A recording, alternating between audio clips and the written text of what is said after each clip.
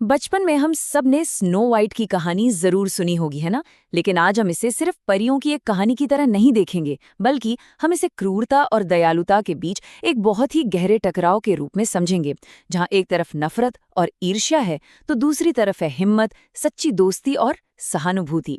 तो चलिए बिना किसी देरी के इस दिलचस्प चर्चा की शुरुआत करते हैं। आगे बढ़ने से पहले जल्दी से देख लेते हैं कि आज हम किन पहलुओं पर बात करने वाले हैं। हमारी ये चर्चा इन 5 पड़ावों से होकर गुजरेगी। 2 अलग दिलों की कहानी, फिर घने जंगल में दया, उसके बाद अजनबियों के बीच सहानुभूति, फिर नफरत का वो असली चेहरा, और अंत में अच्छाई और प्यार की जीत। तो चलिए शुरुआत करते हैं हमारे पहले हिस्से से, 2 अलग दिलों की कहानी। देखिए, कहानी की शुरुआत में ही 2 बिल्कुल विपरीत विचारधाराओं का सीधा टकराव देखने को मिलता है। एक तरफ वो नई रानी है जो बेहद खूबसूरत तो है, लेकिन घमंड और अहंकार से पूरी तरह भरी हुई है। उसका सारा ध्यान बस अपने उस जादुई आईने और अपनी ही सुंदरता पर अटका है। और दूसरी तरफ है हमारी स्नो वाइट, एकदम मासूम और नेक दिल।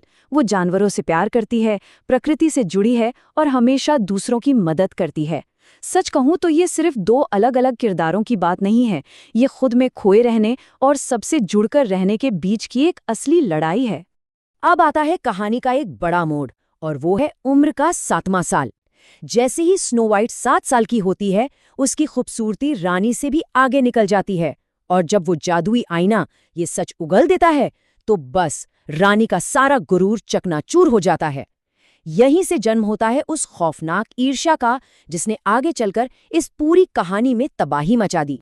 अब हम चलते हैं कहानी के दूसरे पड़ाव की तरफ, घने जंगल में दया। जरा सोचिए, रानी ने अपने सबसे भरोसेमंद शिकारी को हुक्म दिया है कि वो स्नो वाइट को घने जंगल में ले जाकर खत्म कर दे।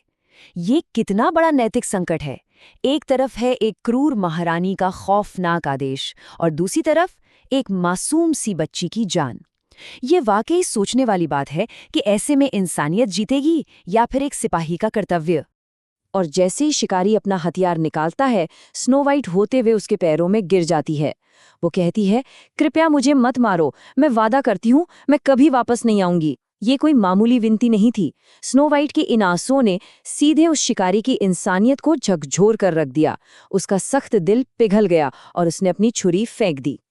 यहाँ जो सबसे दिलचस्प बात है ना, वो है सहानुभूति की असली ताकत।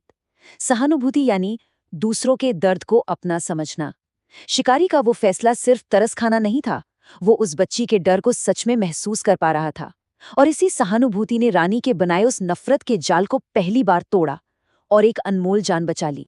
कहानी आगे बढ़ती है हमारे तीसरे हिस्से पर, अजनबियों के बीच सहानुभूति।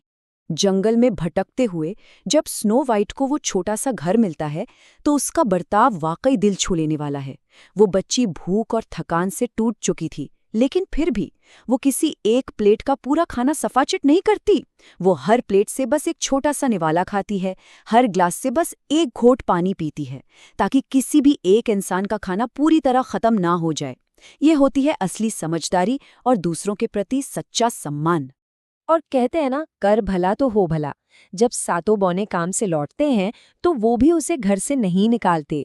वो कहते हैं, अगर तुम इस घर का ख्याल रखोगी तो तुम हमारे साथ रह सकती हो।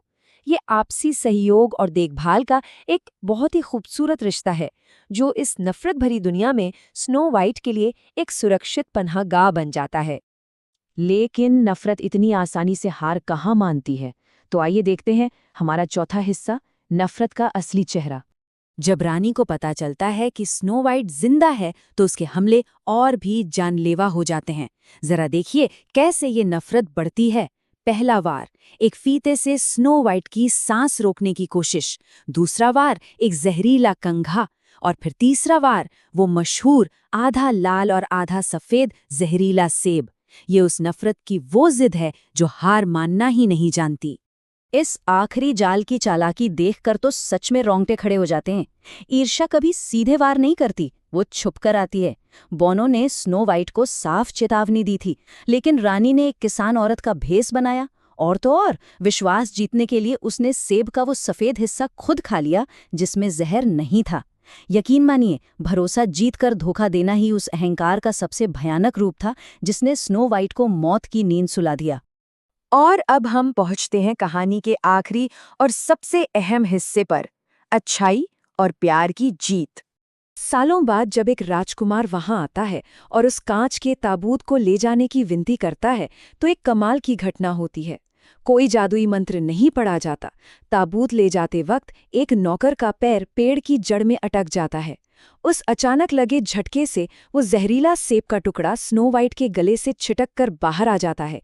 ये कितनी बड़ी विडंबना है ना।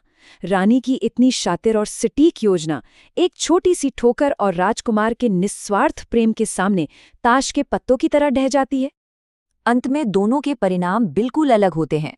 स्नो वाइट, जिसने हमेशा दया का रास्ता चुना, वो वापस लौटती है और एक खुशहाल राज्य पर राज करती है।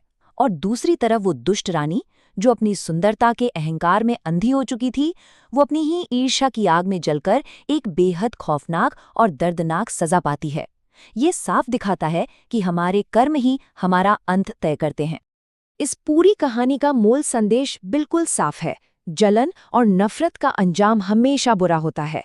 नफरत हमें कुछ पल के लिए ताकतवर तो महसूस करवा सकती है, जैसा कि रानी को लगता था, लेकिन अंत में ये उसी इंसान को खोखला कर देती है जो इसे अपने अंदर पालता है। अच्छाई का रास्ता भले ही मुश्किल हो, लेकिन वो कभी बेकार नहीं जाता। तो इस पूरी चर्चा को समेटते हुए हमें खुद से एक सवाल पूछना चाहिए। स्नो वाइट की कहानी कोई बीती हुई बात नहीं है। आज के इस तेज तर्रार समाज में हम सब सहानुभूति और विचारशीलता को अपने जीवन में कैसे उतार सकते हैं? कैसे हमारी एक छोटी सी दयालुता किसी और के लिए ढाल बन सकती है? ये एक ऐसा सवाल है जिस पर हम सबको जरूर विचार करना चाहिए। आज के इस विश्लेषण में साथ जुड़ने के लिए बहुत बहुत धन्यवाद। उम्मीद है कि ये सहानुभूति की यात्रा ऐसे ही जारी रहेगी।